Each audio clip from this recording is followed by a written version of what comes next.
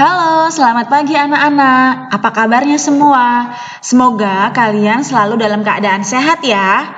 Nah, pada pagi hari ini kita sudah memasuki tema 4 yang berjudul globalisasi. Pada tema 4 kali ini akan membahas subtema 1, pembelajaran 4, 5, dan 6. Tapi sebelum itu, kalian harus awali dengan berdoa terlebih dahulu. Dan jangan lupa untuk mempersiapkan buku cetak tema 4 dan juga buku LKS tema 4. Jika sudah, yuk sama-sama kita simak video pembelajaran yang berikut ini.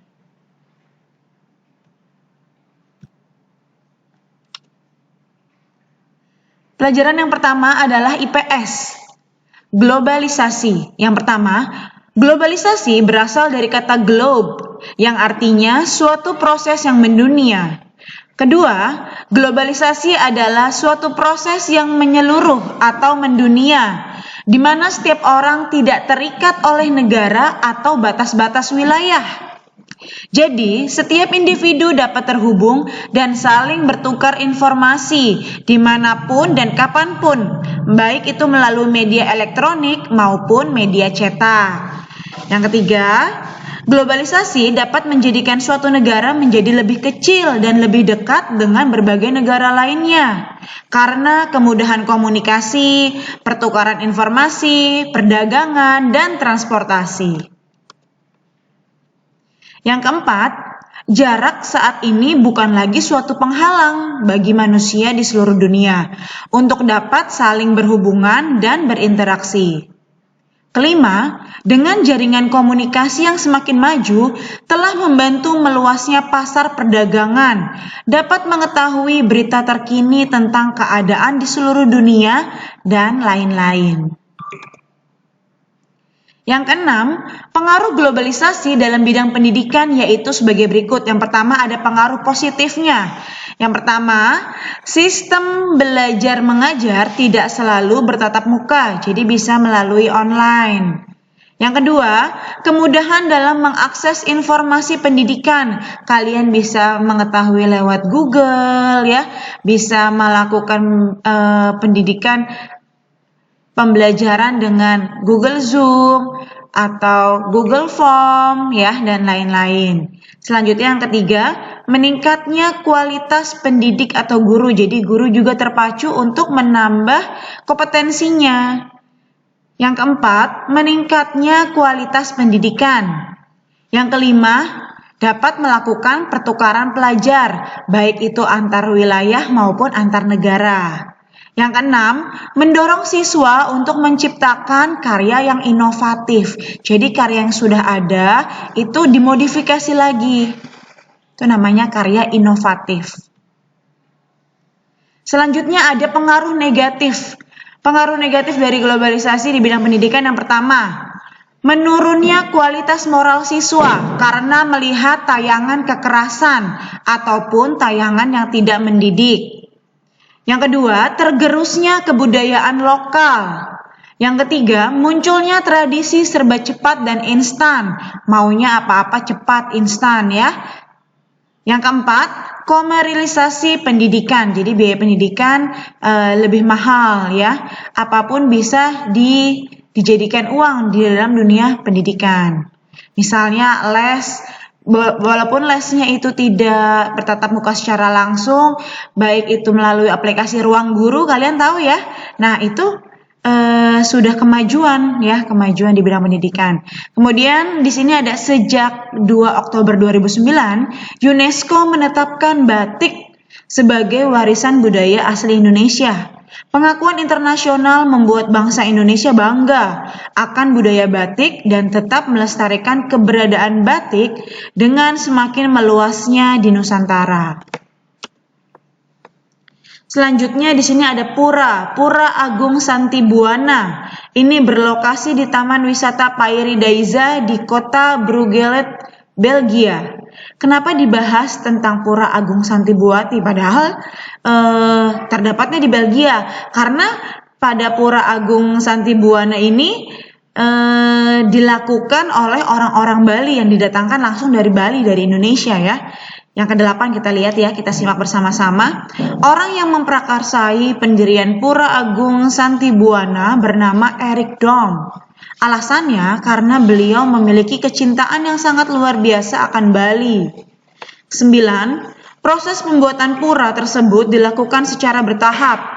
Para pekerjanya, kerja bangunan ya, itu adalah orang Bali yang didatangkan secara khusus dari Bali ke Belgia. Bahan-bahan seperti batu, kayu jati, atap ijuk, itu pun sama didatangkan langsung dari Bali. Selanjutnya kita menuju pelajaran IPA. Kalau tadi IPS, sekarang IPA. Masuk ke IPA yang pertama tentang listrik.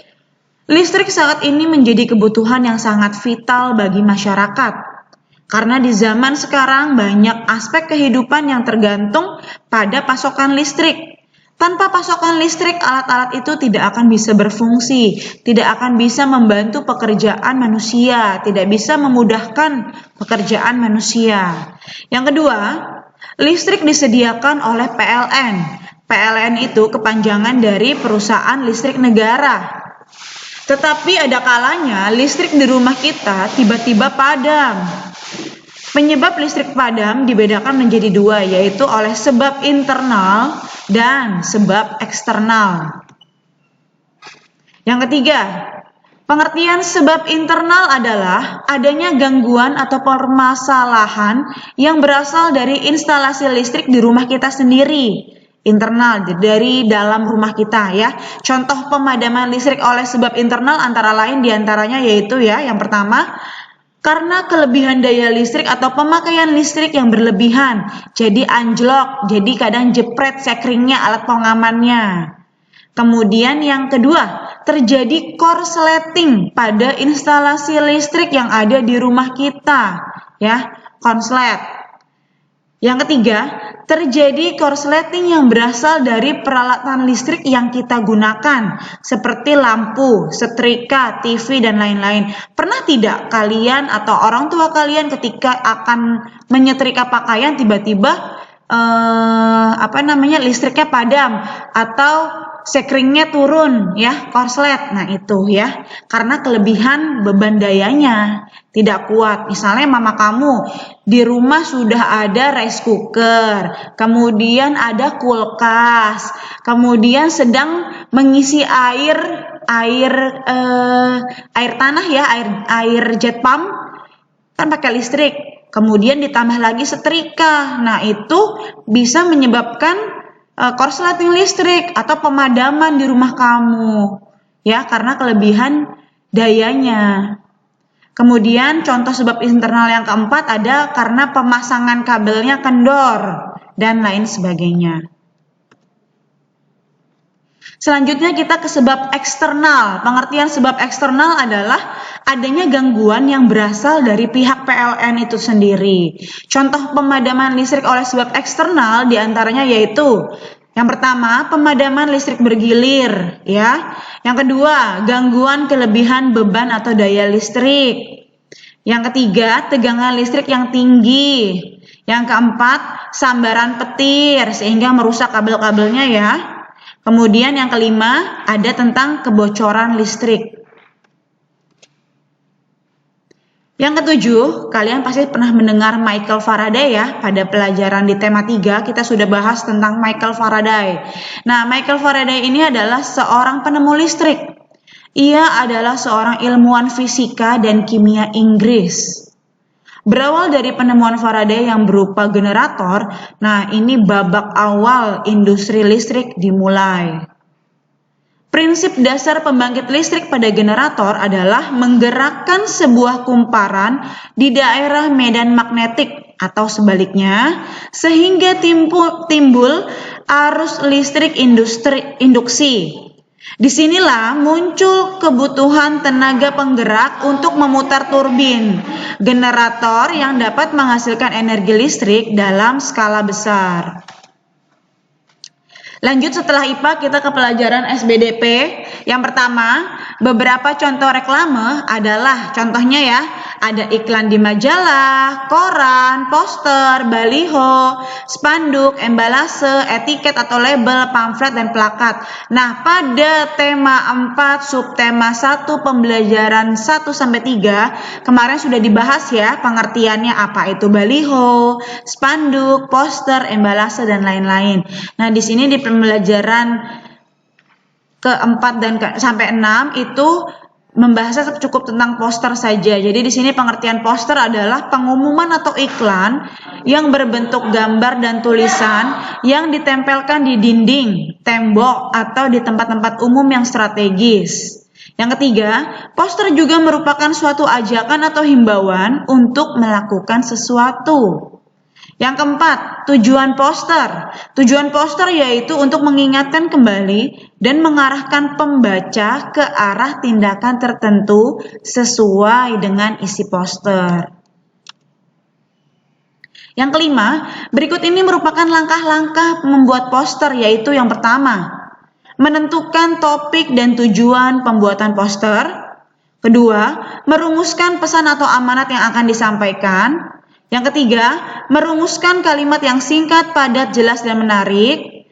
Yang keempat, menggunakan kalimat persuasif, bersifat membujuk, sehingga mudah mempengaruhi orang. Yang kelima, menggunakan gambar yang mendukung dengan warna-warna tampilan yang menarik. Yang keenam, menggunakan media yang tepat. Misalnya, kain rentang, kain yang direntangkan, ada papan yang luas, dan lain-lain. Yang keenam, di sini ada kriteria sebuah poster yang baik, yaitu sebagai berikut. Yang pertama, tulisan di dalam poster harus jelas dan terbaca. Kedua, kombinasi gambar dan tulisan tidak berlebihan. Yang ketiga, mengikuti selera pembaca, artinya posisikan diri kita sebagai pembaca, bukan sebagai pembuat poster. Yang keempat, kombinasi warnanya yang tepat, yang kontras, yang terang, ya. Oke, baik anak-anakku sekalian, baru saja telah kita simak bersama-sama pembelajaran dari tema 4, subtema 1, PB 4, 5, dan 6. Semoga anak-anakku sekalian bisa dipahami ya atas penjelasan video pembelajaran pada hari ini. Jangan lupa tetap semangat belajarnya, tetap jaga kesehatan, dan sampai jumpa lagi.